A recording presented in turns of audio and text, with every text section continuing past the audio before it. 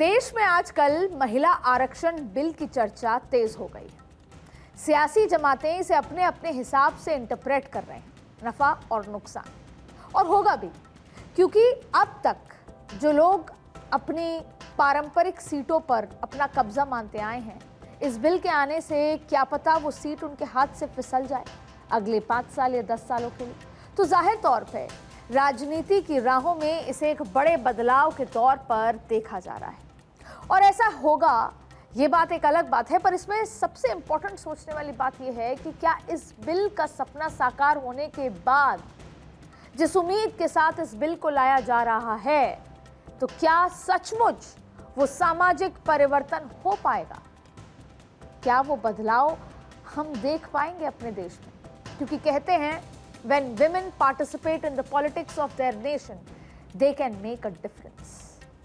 तो क्या भविष्य की हमारी महिला नेताएं हमारे लिए बदलाव ला पाएंगे? कम से कम आज इस सवाल पर तो बात हो ही सकती है, क्योंकि मैं बतौर महिला, आप बतौर महिला ये उम्मीद कर रही होंगी कि इस बिल के बाद कुछ बड़ा बदलाव आपके और हमारे लिए आ सकता है। अब मैं ऐसा इसलिए कह रही हूं क्योंकि आज़ादी के बाद से अब तक आधी आबादी जो देश के निर्माण में सबसे बड़ा आधार रही, उसकी ताकत की पहचान हो ही नहीं सकी।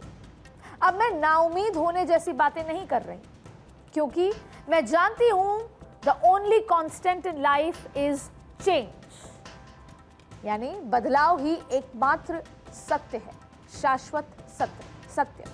और देश वो बदलाव देख भी रहा है।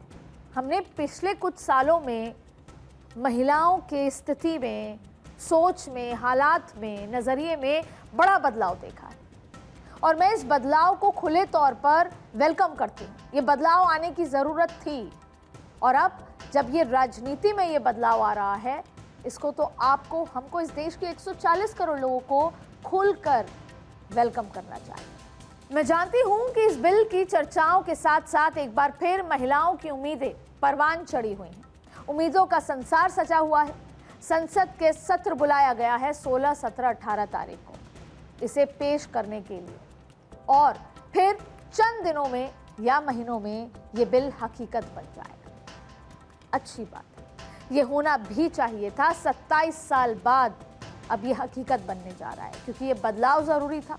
और मैं ये भी जानती हूं कि ये बदलाव यूं ही नहीं हो रहा, ये बदलाव हमने करवाया है, ये बदलाव आपने करवाया है। आपने इस देश की राजनीति को मजबूर किया है इस बदलाव को करने में। हमने सियासत से अपना हक लिया है। तो मैं इस आरक्षण के राजनीतिक असर, इसके वोट गणित, इस आरक्षण की कहानी, सब पर बात करूं। लेकिन सबसे पहले बात करूंगी उस बदलाव की जो सबसे ज्यादा जरूरी है, और सवाल भी है कि क्या वाकई महिला आरक्षण बिल बदलाव लेकर आएगा? क्या महिला आरक्षण बिल के संसद में पास हो जाने के बाद 33% रिजर्वेशन के साथ महिलाओं को वो सम्मान, वो हक मिल पाएगा? और क्या महिलाओं को रियल टर्म में वो अधिकार मिल पाएंगे जिनकी बात कागजों पर की जा रही है? जाहिर तौर पे इस देश की सरकार, प्रधानमंत्री नरेंद्र मोदी ये बात कह रहे हैं कि 2047 के विजन में महिलाओं की भागीदारी बेहद महत्वपूर्ण है, और उनकी भागीदारी के साथ ही भारत विकसित भारत बन पाएगा। तो आज इन तमाम बातों के साथ पॉलिटिकल कॉरिडोर में इसको पूरी तरीके से डिकोड करते हैं, समझते हैं कि आगे ये बदलाव हमें किस दिशा में लेकर जाने वाला है। हमने कुछ वर्ष पहले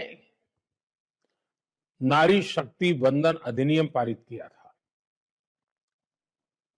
और सभी राजनीतिक दलों ने सहमति से किया था, और सबकी इच्छा है कि 2029 में जब लोकसभा के चुनाव होंगे, तब हमारे देश की नारी शक्ति को जनप्रतिनिधि के रूप में लोकसभा में, विधानसभाओं में 33% स्थान मिलना ही चाहिए। तो ये बदलाव तो होकर रहेगा, सामाजिक सशक्तिकरण भी होगा, पर कितना, ये समझना बेहद जरूरी है, क्योंकि नारी शक्ति हमारे लिए कोई नई बात तो नहीं है।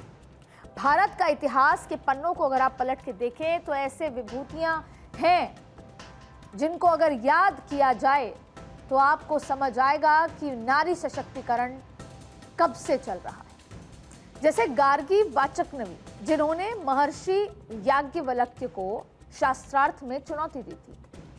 लोपामुद्रा, जिन्होंने कई ऋग्वेदिक मंत्रों का श्रेय दिया जाता है। घोषा, जो वेदों की ज्ञाता थी और स्तुति में मंत्र लिखे जिन्होंने। और सिर्फ इतना ही नहीं, इंदिरा गांधी की बात कर लें, जिनको आयरन लेडी कहा जाता था। सुषमा स्वराज, शीला दीक्षित, जयललिता, सरोजिनी नायडू जैसी हस्तियां भी हमारे ही इतिहास का हिस्सा रही, जिनका दूसरा नाम नारी सशक्तिकरण के लिहाज से देखा जा सकता है। और आज भी हमारे देश में एक राष्ट्रपति महिला ही है, साथ में वित्त मंत्री निर्मला सीतारमण, वसुंधरा राजे, मायावती, ममता बनर्जी जैसी कई मिसाल हैं जो भारत में महिलाओं की अहमियत को दर्शाती हैं। देश की राजनीति में ऐसी महिलाओं की कमी नहीं है। लेकिन अब मैं एक सवाल पूछना चाहती हूँ कुछ नामों के साथ, और बताइए क्या आपने इनके बारे में सुना है। पहला नाम है सिंधु ताई सपकाल, जिन्होंने 1000 से ज्यादा अनाथ बच्चों को गोद लिया। यूनिक होम बनाने वाली प्रकाश कौर, जिन्होंने उन बच्चियों को अपनाया जिनको उनके माता पिता ने लावारिस छोड़ दिया था। अकेले 30,000 से ज्यादा पेड़ लगाने वाली तुलसी गौड़ा, गांव-गांव साइकिल से जाकर बच्चियों को पढ़ाने और उन्हें आत्मरक्षा सिखाने वाली सुधा वर्गीस। शायद इन सबका नाम आपने पहली बार सुना हो। यहाँ मैं बात इसी बदलाव की कर रही हूँ। बड़ी बात यह है कि ये बिल एक शुरुआत है। हमें ये रिजर्वेशन दिया नहीं जा रहा है। हम इस रिजर्वेशन को हासिल कर रहे हैं अपनी ताकत से। हमें ये इसलिए दिया जा रहा है, या ये आज सियासत की मजबूरी इसलिए बन गया है क्योंकि आज सियासत हमारी ताकत पहचान रही है।